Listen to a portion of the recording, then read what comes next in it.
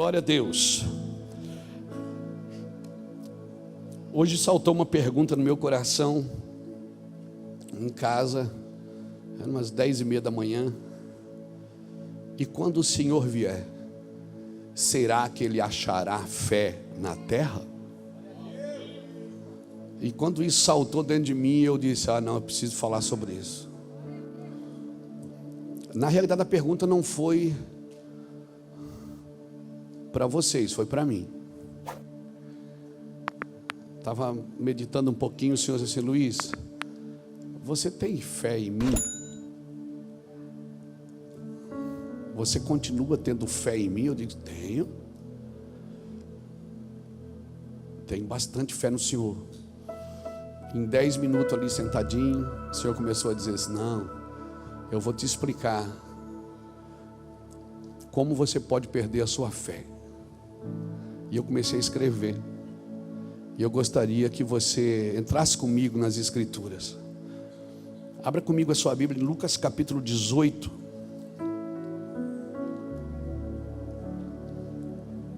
Irmão, eu dou muito ênfase à palavra de Deus, porque, irmãos, quem unge é o Espírito Santo, mas quem treina é a igreja. Quem treina a pessoa ungida é a igreja. O Espírito Santo unge você, ninguém pode te ungir. A gente às vezes até aqui põe óleo, né? Impõe a mão, mas quem treina a pessoa ungida é a igreja. Esse trabalho Jesus deixou para a igreja. Então é um cuidado que a gente precisa ter, porque a igreja precisa treinar os seus ungidos, precisa preparar seus filhos. Amém? Ok, vamos ganhar almas, vamos evangelizar e vamos ganhar alma, salvação é o braço forte do evangelho. Um evangelho que não salva, que não faz sentido, mas um evangelho, irmão, que salva e não instrui. Porque Jesus um dia falou para Pedro, quando Pedro perguntou assim, e nós que deixamos tudo para te seguir? Jesus disse o que para ele? Jesus disse assim, Pedro, não tem homem na terra, ou mulher, que tenha deixado qualquer coisa, que não receberá 100 vezes mais, nesta vida e naquela que há de vir.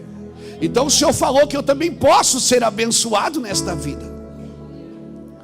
Ok, eu estou esperando Jesus até que Ele venha, mas enquanto Ele não vem, eu não vou ficar sentado em casa esperando as coisas acontecer, se eu sou chamado para viver 100 vezes mais nessa vida.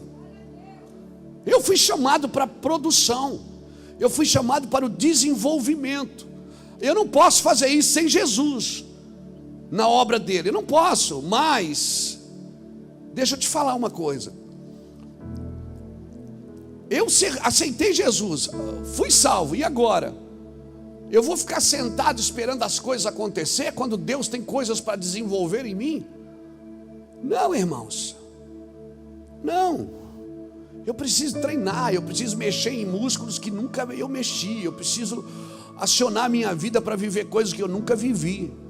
Eu não posso deixar minha mente atrofiar, eu não posso deixar minha fé atrofiar, eu não posso deixar minha esperança morrer. Então quem unge é o Espírito Santo, mas quem treina é a igreja. Amém?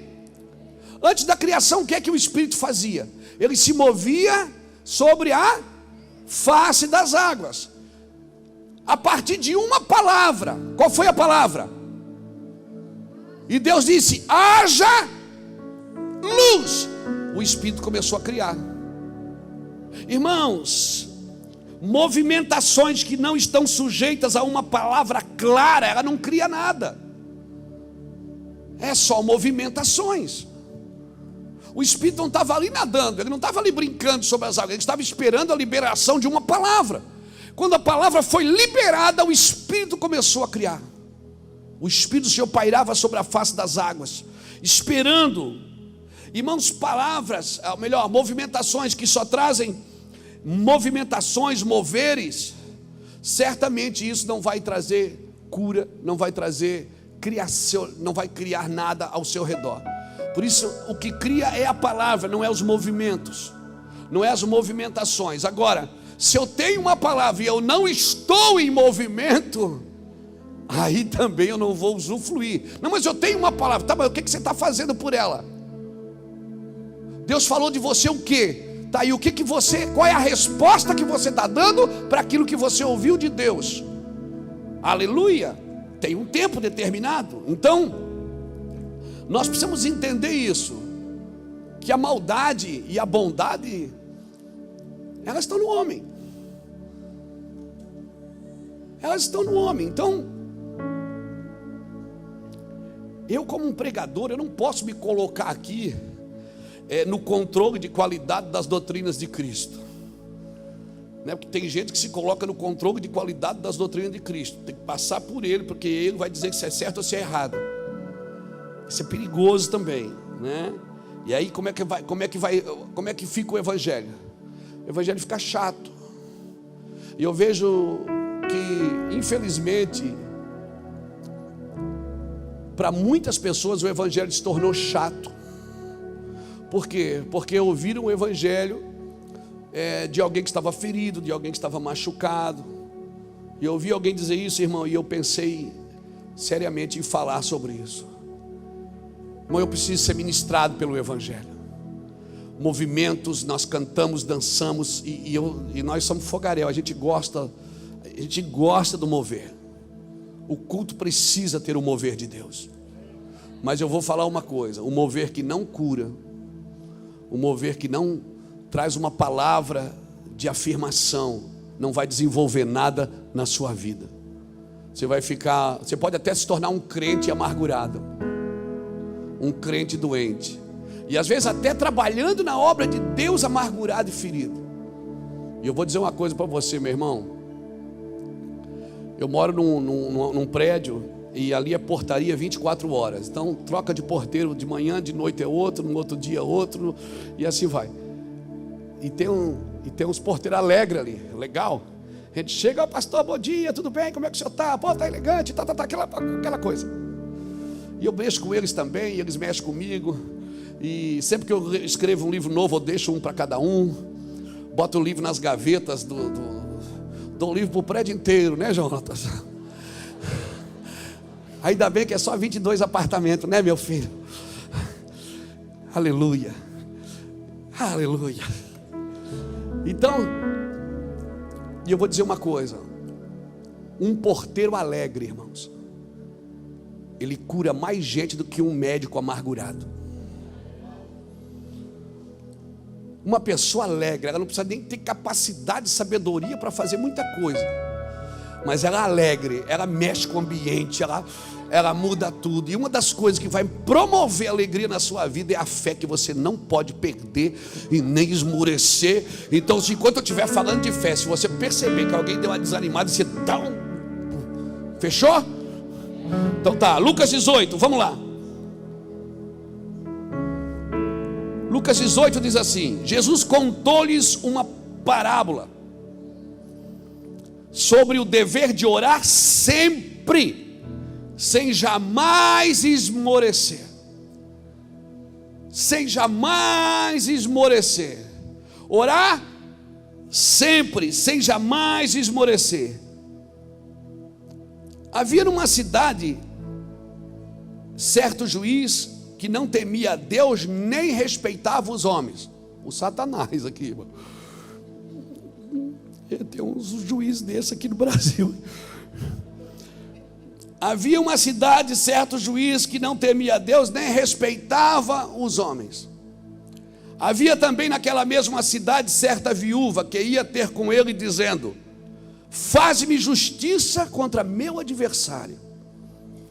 Por algum tempo não quis atendê-la, mas depois disse consigo: ainda que não temo a Deus, nem respeito os homens, todavia, como esta viúva me molesta, hei de fazer-lhe justiça, para que enfim não volte e me importune mais.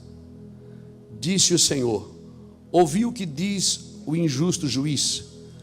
Não fará Deus justiça aos seus escolhidos que clamam a Ele de dia e de noite, ainda que os faça esperar? Então, da espera você não escapa. Cutuca alguém e diz assim, ó, da espera você não escapa. Fechou?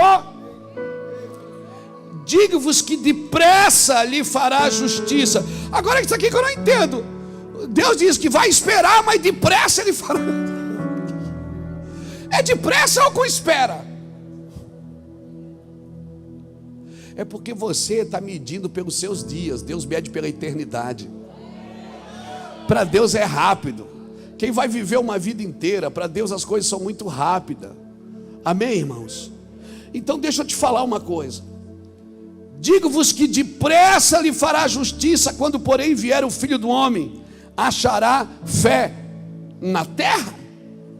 É uma pergunta. Quando porém vier o Filho do Homem, achará fé na terra? Achará alguém batendo de dia e de noite e pedindo, me faça justiça? Pedindo para um juiz iníquo, pedindo para um juiz que não temia a Deus e nem os homens. Deus está dizendo o seguinte: se um cara desse você tem coragem de pedir, imagina para mim. Será que ele achará fé na terra?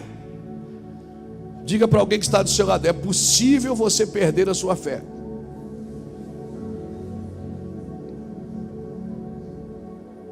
É possível você perder a sua fé. Muito possível. Será que ele achará fé na terra? Será que Deus vai achar alguém assim, crendo ainda? Ou se a gente já acostumou com a igreja, já acostumou com o cristianismo, já acostumou com a vida, já acostumou com a oração, já acostumou a pedir oração? Parei, mas o senhor está dizendo que não pode? Claro que pode, irmãos. Nós mesmos, o Senhor mandou a gente orar um pelos outros. Só que tem coisas que a gente precisa caminhar nelas, irmãos. Tem coisas que já ficou para trás. A gente precisa entrar num lugar de maturidade, de fé, e entender que uma vida sem dificuldade, sem angústia, sem sofrimento, ela não tem nenhum relacionamento com a vida de Cristo. A vida, ela precisa desses impulsos de dificuldade. Para quê? Porque a fé é provada. Lembra nós cantávamos? Toda vez que a minha fé é provada, tu me dás a chance de crescer um pouco mais.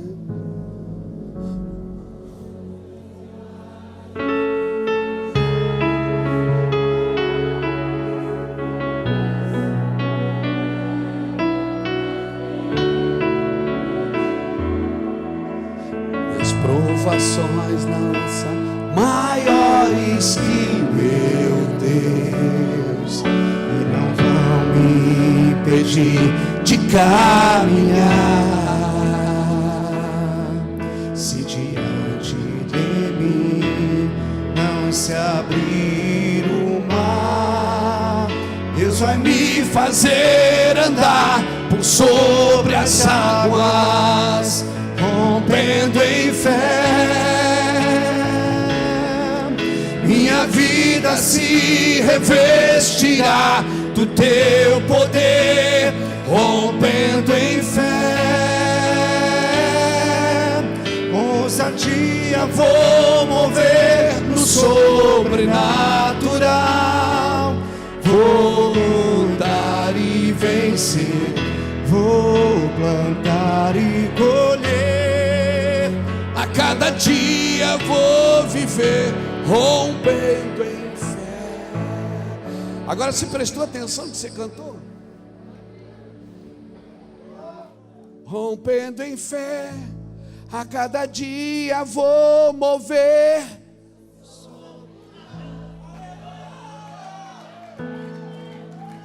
A cada dia vou mover o sobrenatural. A cada dia vou mover o sobrenatural. Que dia? A cada dia. Meu Deus, é todo dia. Você quer mover na carne aquilo que é para mover no sobrenatural? Não move.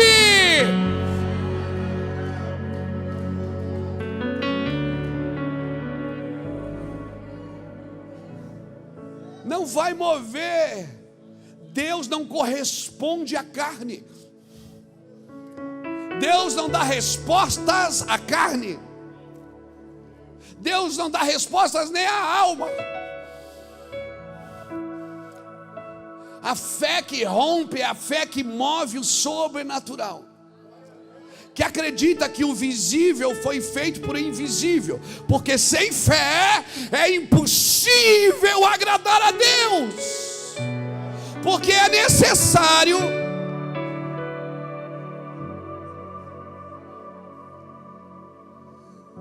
que aquele que se aproxima dele creia que ele existe. Não precisa mover, querido. Então, como é que eu perco essa fé, pastor? É parar de orar. Mas eu não tenho vontade. Você já viu alguém com vontade de orar? Tem gente que tem uma carga de oração, principalmente pessoas que têm cargas de intercessão, tem vontade de orar. A pessoa olha no relógio, ai, estou com vontade de orar hoje. E isso você escolhe no dedo pessoas assim. Por quê? Porque elas têm uma carga. Assim como eu tenho vontade de pregar, vontade de estudar, vontade. Tem gente que tem carga de oração. Deus reparte com ela. Por que Deus reparte com ela? Porque ela faz.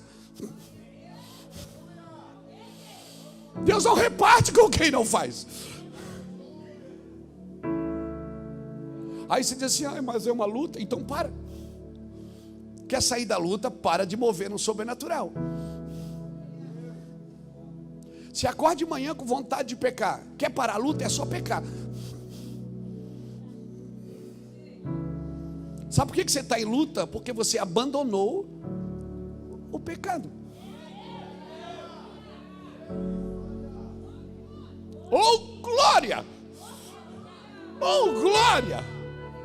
Eu acho que é 1 Pedro 4:1, se eu não me engano. Deixa eu ver se é mesmo. Eu acho que é, não tenho certeza não. Tem que ler mais a Bíblia.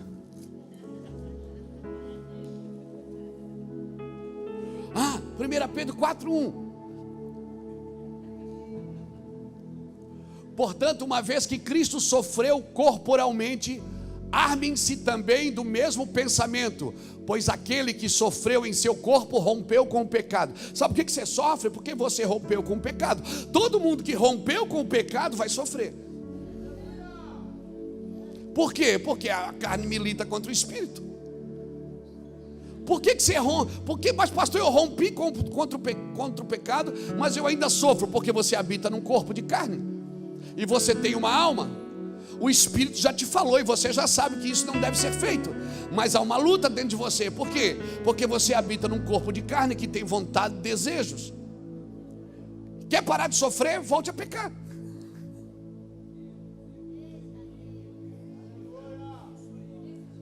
Quem quer parar de sofrer?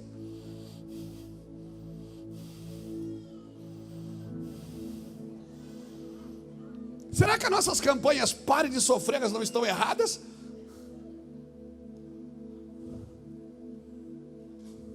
Porque todo mundo que rompe contra o pecado, todo mundo que rompe contra a imoralidade, rompe contra o vício, rompe contra o adultério, rompe contra o roubo, contra a corrupção, contra a mentira, ele está o dia todo lutando contra isso.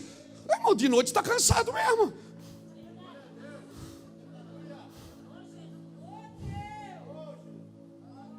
O próprio Paulo disse: o que eu quero fazer eu não faço, o que eu não quero eu acabo fazendo. Ô miserável homem que eu sou!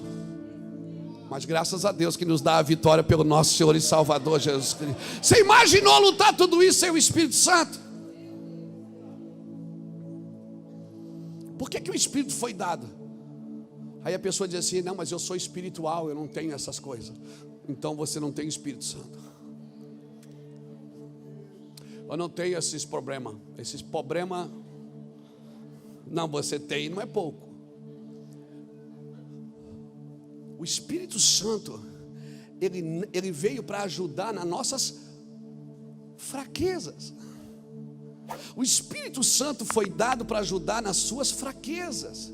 Ele não foi dado para resolver seus problemas para você. Ele não foi dado para dizer: agora Espírito, resolve aí. Faz o seguinte, a hora que o relógio despertar, você vai trabalhar, Espírito Santo, eu vou ficar aqui. Não. Tem muita gente que entra no mundo do Espírito e não quer fazer mais nada. Diz assim: não, agora o Espírito Santo é que me dirige. Mas ele não vai resolver seus problemas, ele vai ajudar nas suas fraquezas. Vai te ensinar a pedir como convém. Vai te ensinar a tomar decisões corretas. Vai te ensinar a andar em vanguarda. O Espírito Santo, irmãos, não vai viver a sua vida.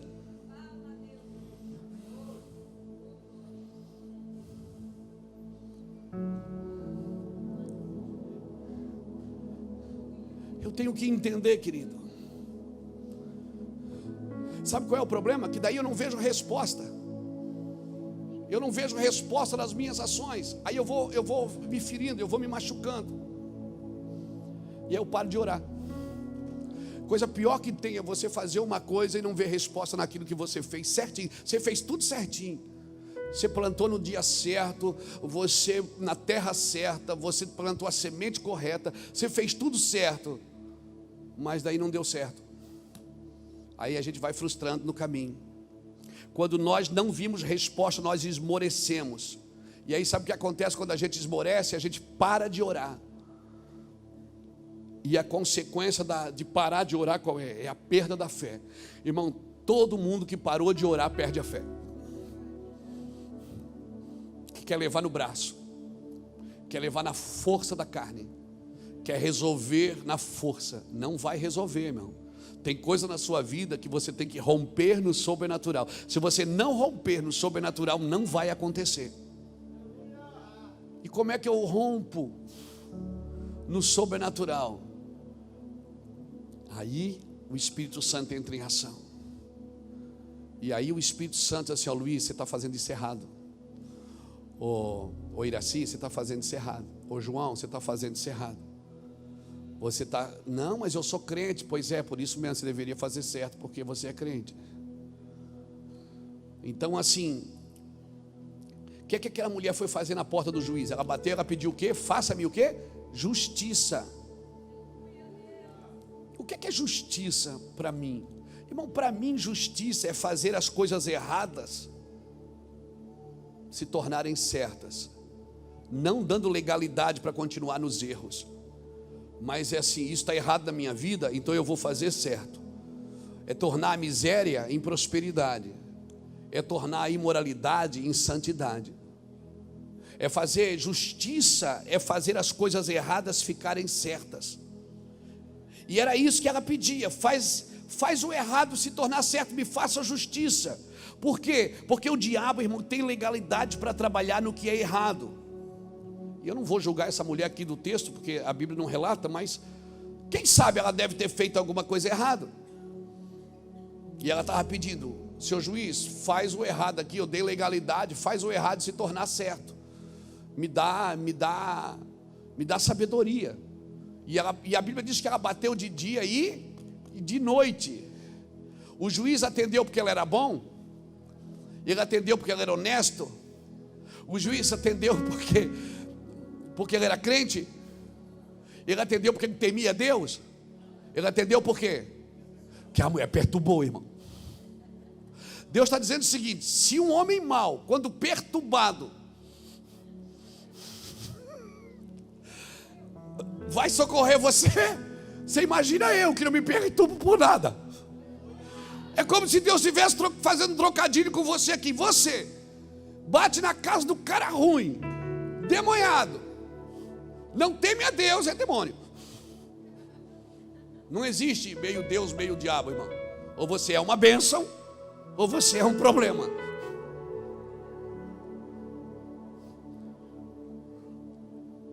Ela foi lá e bateu. E ele disse: eu vou atender essa mulher, que essa mulher é chata. Já viu? Você conhece crente assim? Eu conheço. Que bate na porta da gente, que vai atrás, que quer aquela música: hoje a minha bênção vai ter que sair. Não solta, não solta. Está ali firmão. O juiz falou o quê? Eu vou ajudar ela porque ela não para de bater nessa porta. Irmão, o diabo ele tem legalidade para trabalhar no que é errado. Eu não sei se ela fez alguma coisa errada, mas o nosso adversário, ele tem legalidade para trabalhar se a gente está fazendo coisa errada sem consertar. Eu não fui feito para o pecado, eu fui feito para a glória de Deus. Eu fui criado para a glória de Deus, eu não fui criado para o pecado. Observe o que o juiz injusto faz. O juiz injusto faz justiça. Um juiz injusto aplica justiça. Se um juiz injusto pode fazer justiça por causa de alguém que está clamando dia e noite, você imagina um juiz justo não fará justiça? Ou seja, você acha que Deus não pode fazer o errado da sua vida se tornar certo? Você acha que Deus não pode mudar o quadro da sua vida? Mas por quê? Porque teve coisas que a gente já pediu e não aconteceu. E a gente esmoreceu no caminho, e esmoreceu e parou de orar. E agora a gente não tem mais, a gente não pede mais, a gente não busca mais, a gente não bate mais na porta. Por quê? Porque a gente não foi atendido uma vez, 2 vezes, 3 vezes, 4 vezes, 5 vezes, 6 vezes. E a gente fez campanha, a gente mudou de igreja umas 20 vezes. E a gente mudou de cidade, a gente mudou de estado, a gente tentou de todas as formas e não aconteceu. Mas Deus não desiste, irmão. Eu preciso, se tem uma coisa que um crente precisa aprender, é aprender a pedir justiça. Como? Aprender a pedir que o certo, o errado se torne certo. Aprender a pedir que a enfermidade se torne cura, que a miséria se torne prosperidade. Isso é pedir justiça, é pedir, Senhor, torne esse traficante num profeta, torne essa mulher ruim numa pessoa abençoada, torne essa criança ruim numa criança abençoada. Irmãos, a obra de Deus ela é feita com fé, e quem não tem fé não pede não.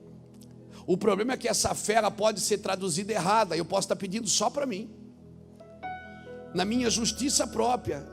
Não é pedir justiça somente para você, mesmo que o outro saia perdendo, não interessa, eu sair ganhando, o outro pode sair perdendo. Isso não é justiça de Deus.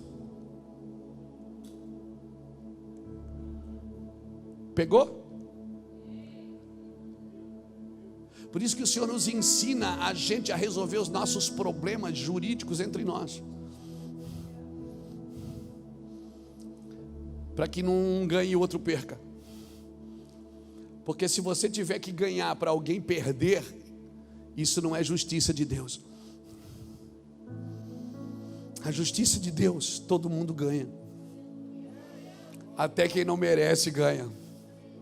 Até o pardal encontrar ninho na casa do Senhor. Até o bode dá o seu preço.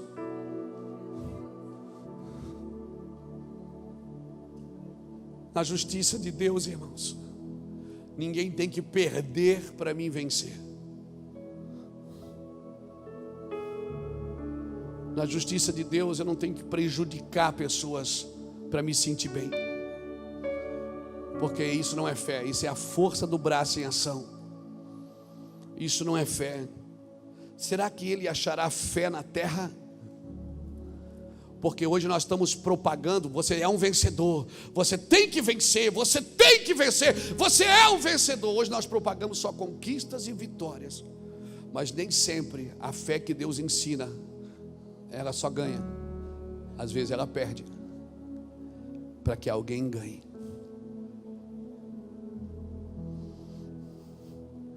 A fé que a Bíblia ensina é essa. Então a minha pergunta nessa noite é: será que ele achará fé na terra? Ele pode achar fé na sua família, ele vai achar fé no seu coração. O que é isso? É você sair do controle e deixar Deus controlar e conduzir a sua vida? Será que ele achará alguém pedindo justiça? Será que ele achará alguém dizendo: torne o errado em certo? Então, querido, meu recado para você nessa noite é: saia dos seus planos e entre nos planos de Deus. Fale o que o Pai está falando, faça o que o Pai está fazendo, ouça o que o Pai está dizendo. E o que Ele está dizendo hoje é: será que eu vou achar fé em você? Você é o mesmo crente fervoroso de 20 anos atrás? Você é o mesmo crente fervoroso? Você ainda tem bala na agulha, café no bule?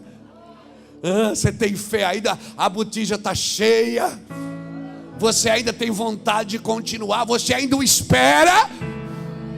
Você ainda o aguarda? Você ainda acredita na eternidade?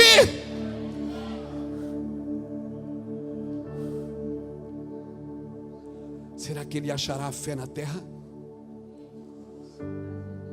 O que ele vai achar? Eu trabalhando com o mesmo anseio, com a mesma fome, com a mesma sede? Ou será que as pessoas deixaram você muito duro? Será que as decepções te endureceram em vez de te amadurecerem? Será que as decepções te frustraram em vez de te trazer esperança? E entender que todas as coisas cooperam para o bem daqueles que amam a Deus e andam segundo o seu propósito?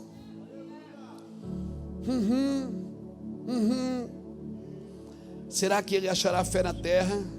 Será que você ainda agrada a Deus? Fé é crer que Deus é maior do que tudo. Deus é maior do que tudo. Então tem uma revelação do tamanho de Deus. É isso que Ele quer que você acredite, que Ele é maior que o câncer, que Ele é maior que a miséria, que Ele é maior que o Covid, que Ele é maior que a pessoa da sua família que morreu, que Ele é maior do que a morte, maior do que a vida. Ele é maior do que todas as coisas cooperam para quem anda com Ele e crê nele, que Ele é maior do que tudo.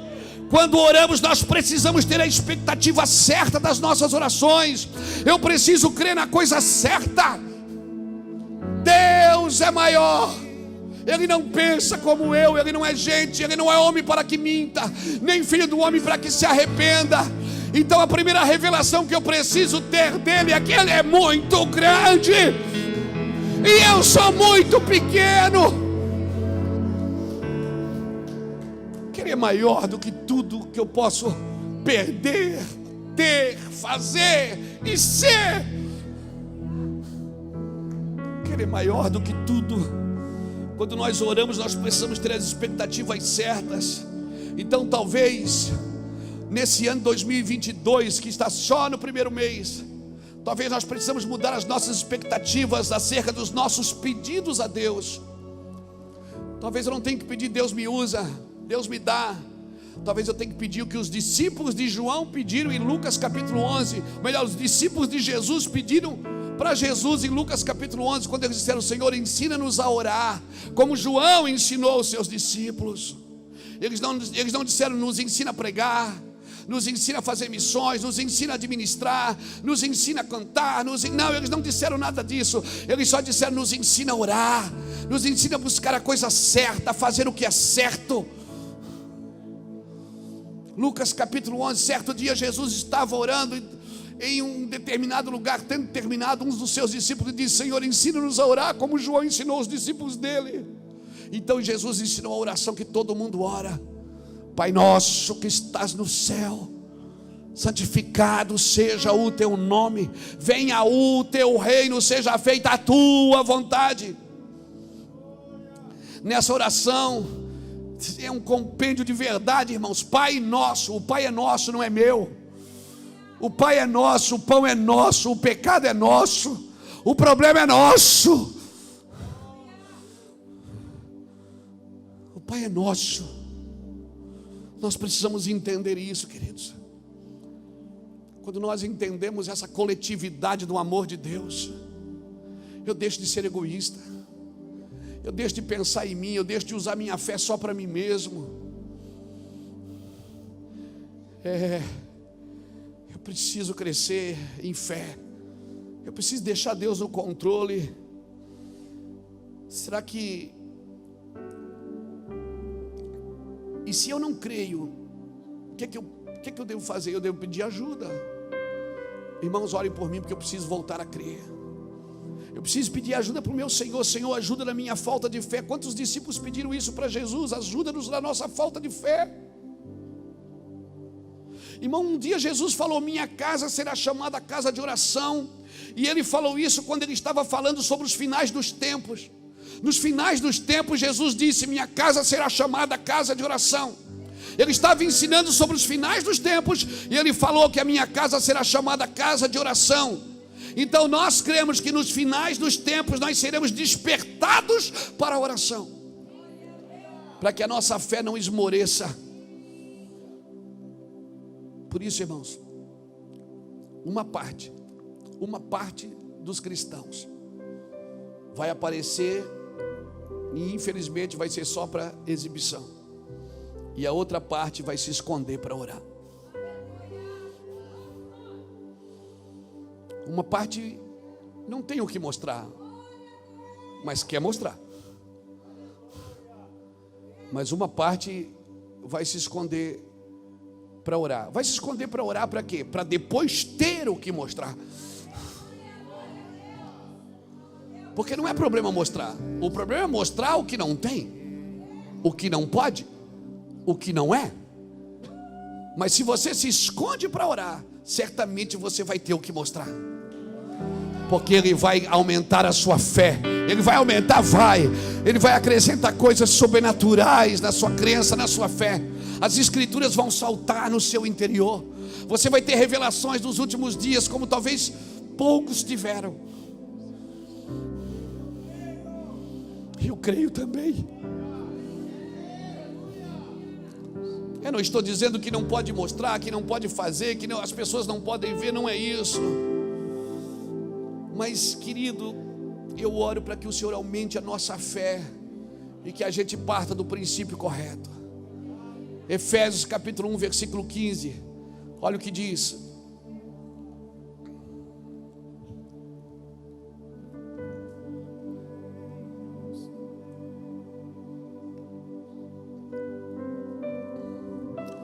Efésios 1,15. Aleluia.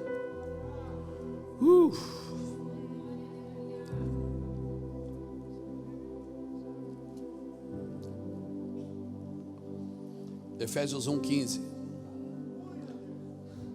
Pelo que ouvindo eu também falar da fé que entre vós há no Senhor Jesus e do vosso amor para com todos os santos, não cesso de dar graças a Deus por vós, lembrando-me de vós nas minhas orações, para que o Deus de nosso Senhor Jesus Cristo, o Pai da glória, vos dê em seu conhecimento o espírito de sabedoria e revelação. Oro também para que sejam iluminados os olhos do vosso entendimento, para que saibais qual seja a esperança da sua vocação e quais as riquezas de glória da sua herança nos santos, e qual a suprema grandeza do seu poder para conosco, os que cremos segundo a operação da força do seu poder. Paulo está orando pelos Efésios aqui. Ele está dizendo: eu oro para que vocês tenham entendimento, para que vocês tenham conhecimento, para que vocês busquem sabedoria, para que abram os vossos olhos, para que vocês vejam. Paulo não está pedindo nada para Deus dar para eles. Paulo está pedindo para que Deus faça algo neles. Irmãos, nos últimos dias, as orações, elas vão ser intensas. Infelizmente tem um grupo só buscando coisas. Uma celebração de conquista e de prosperidade. Como disse o pastor Everton aqui, nós estamos felizes porque conseguimos comprar um terreno, amém? Não está pago, mas nós já conseguimos. Celebramos? Claro que celebramos, mas isso não é o nosso Deus, irmãos. Isso nunca será o nosso Deus. A estrutura nunca será o nosso Deus. A estrutura, olha onde é que Deus colocou o teu cérebro, dentro de uma estrutura. Olha onde é que colocou o teu coração, dentro de uma estrutura. Ele estruturou os dois órgãos principais do corpo, porque a estrutura é para proteger, não para escravizar. Entenda o que Deus está fazendo. A estrutura é para proteger, para avanço. É o nosso aeroporto que está aumentando. Vai poder pousar nave maior aqui, aeronave maior. Nave não, né? Nave é do outro planeta. Vai poder pousar aviões maiores, vai poder chegar mais gente, vai poder ter mais escolas, vai poder ter mais salas de aula. Mas a estrutura não é o nosso Deus, irmãos. Estamos felizes? Claro que estamos. Como não? Mas entenda, coloque as coisas no lugar certo. Paulo, ele não orou pelos Efésios para que Deus lhe desse coisas, ele orou para que eles se tornassem algo. A minha oração não é que essa igreja seja grande, mas que ela seja uma grande igreja, não uma igreja grande. Uma igreja grande, ela é só cheia de gente. Eu não quero que ela seja uma igreja grande. Não adianta ter uma igreja cheia de gente vazia, que não sabe discernir a mão direita da esquerda, que está na fila da bênção e não na fila da intercessão, da oração, da fé. Uma igreja pedinte, não generosa. Uma igreja que só entra na fila para pedir, para pegar o que é seu e muitas vezes até o que não é seu. A minha oração, irmãos, é que a gente se torne alguém maior, alguém mais parecido com Cristo. Ou nós vamos fazer uma baita de uma igreja aqui atrás, irmão. Olha, vai ser grande o negócio. Vai ser grande. Mas movimento sem uma palavra vira mover, que vira monumento. Eu já fui em muitos lugares no mundo que hoje são monumentos, e ali já teve movimentos. Por isso, o Espírito circulando num lugar sem uma palavra para criar não faz sentido. A minha oração é que a nossa fé entre nesse lugar, que a gente tenha o Espírito de sabedoria e de revelação, para que os nossos olhos, os olhos do nosso entendimento sejam abertos, para que tenhamos entendimento de quem nós somos, para saber qual a nossa vocação. Paulo disse, vocês precisam saber qual a vocação de vocês. Você precisa saber, se você para tocar, por favor, compre um instrumento. Se a sua vocação é pregar, leia a Bíblia, estude a Bíblia. Não, mas Deus, um profeta falou, não adianta um profeta falar se você não estuda. Não se prepara, mas um profeta falou que eu vou ser pregador. Mas o profeta falou, você estuda, você se prepara, você afia as espadas, você trocou o ferino pela Bíblia.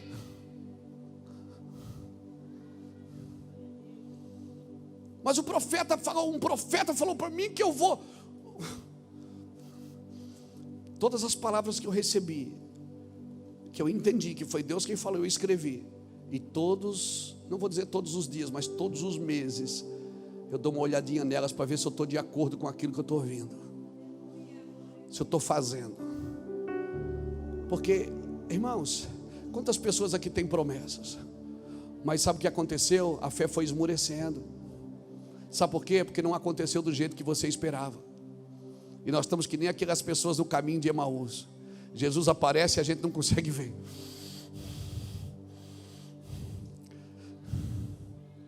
Quando eles estavam com os olhos abertos, eles não viram que era Jesus. Quando eles fecharam os olhos para repartir o pão e orar, aí eles viram que era Jesus. E aí Jesus sumiu. Então deixa eu te falar uma coisa. Nós precisamos ser fortalecidos por dentro, para que nós possamos saber o quanto Ele nos ama. Nós precisamos andar em confiança. Eu não quero ficar só na oração do átrio, irmão. Eu não quero aquela oração do átrio, aquela oração que Deus me ajuda, Deus me socorre, Deus, isso é importante, mas por favor, a oração do átrio é essa. A oração do lugar santo é aquela que você ora pelos outros, está sempre intercedendo pelos outros, mas não tem coragem de interceder por você. Você tem sempre uma palavra para alguém. Você tem que ter uma palavra para você. Você precisa entrar na oração, que para mim é o último estágio, aquela oração do Santo dos Santos, que é a oração da contemplação. É o lugar que você para ouvir a Deus, o lugar que você não pede mais nada, você não está pedindo, você não tem mais lista de compra. Você entrou e fica só ali. E Deus começa a mostrar você para você mesmo. E você vai se frustrando quando começa a ver você mesmo. Você fica pensando, cara, não tem mais volta, não tem mais saída. Então, irmãos, nós precisamos entender, quanto mais profundo você chega em Deus, mais você descobre quem Deus é, mais você descobre que Deus é amor, que a essência dele é amor, que Deus pode perdoar você sem te punir.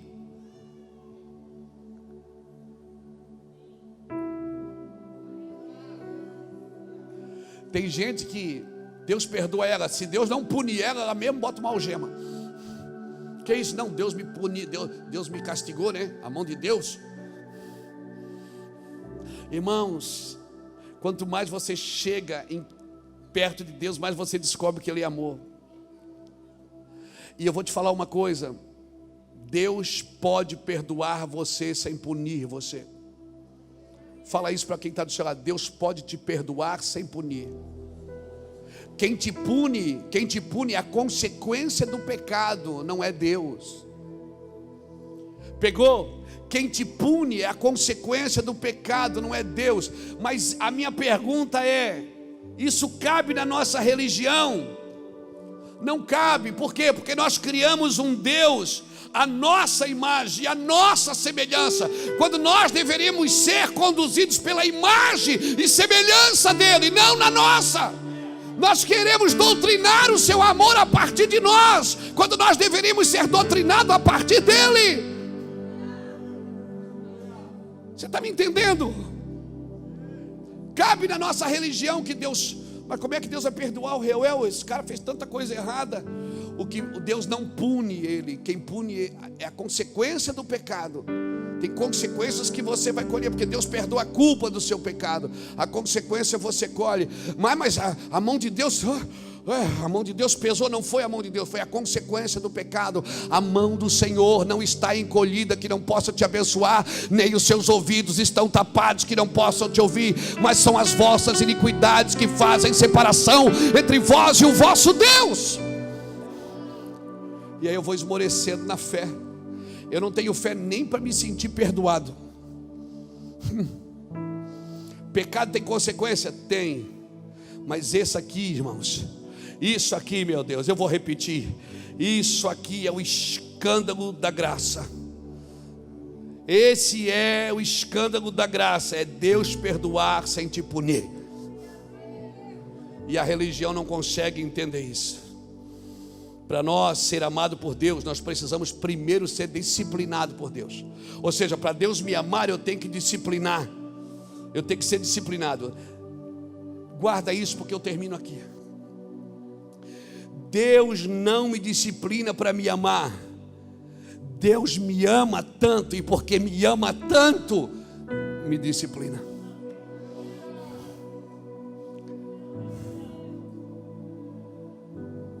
Amém? Agora perca essa cabeça religiosa que você acha que Deus tem que te punir para te receber de volta. Que Deus só pode te amar se Ele te disciplinar. Se Ele não te disciplina, Ele não te ama. Não, Ele te ama. E te ama tanto que agora diz assim: senta aqui, você não vai mais viver desse jeito. Sabe por que eu te disciplino? Porque se estás sem disciplina, não és filho. Eu te disciplino porque te amo, diz o Senhor. Eu não te disciplino para te amar. Eu te disciplino porque te amo. E se você tem fé, essa fé que Deus quer achar na terra, é você conseguir amar as pessoas quando elas mereciam uma disciplina.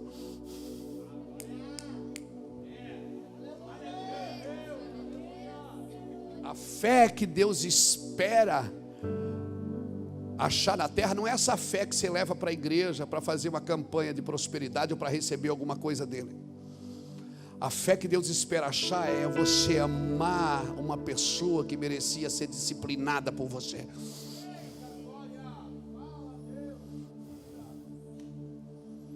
Por isso que aquele filho que estava em casa não entendeu quando o vagabundo chegou. Por isso que aquele filho que estava em casa não entendeu quando aquele que gastou tudo com as prostitutas chegou em casa com a cara mal lavada. dizendo: pai, perdoa. E o pai nem perguntou onde é que estava o dinheiro, o que é que ele fez. O pai não perguntou, o pai só abraçou e beijou e disse: vem. E o outro irmão disse: mas o pai perdoou, mas eu que trabalho. Você trabalha, glória a Deus, valeu.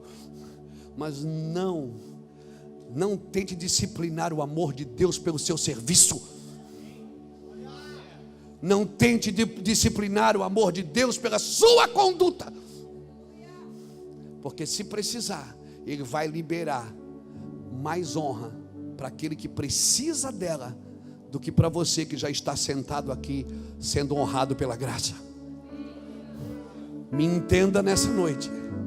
A fé que Deus quer achar é uma fé parecida com a dele, porque Deus tem fé em você. Como assim? Deus, Ele te amou sem você dar resultado nenhum. Então não espere as pessoas darem resultado para que você comece a amá-las. Não, você merece, isso merece um glória a Deus, merece, gente. Glória a Deus por essa palavra. Não espere as pessoas darem fruto para que elas sejam merecedoras do seu amor, da sua compreensão, do seu entendimento, da sua teologia. Será que ele achará fé na terra? Se um juiz injusto pode te socorrer e fazer justiça para você, mesmo não me temendo, mesmo não honrando os homens, o que você acha que eu posso fazer, diz o Senhor? Se um injusto juiz pode fazer justiça, o que um justo juiz não pode fazer? Eu vou dizer, ele pode fazer justiça por amor. Eu quero deixar essa palavra no seu coração. Será que Deus achará fé na terra?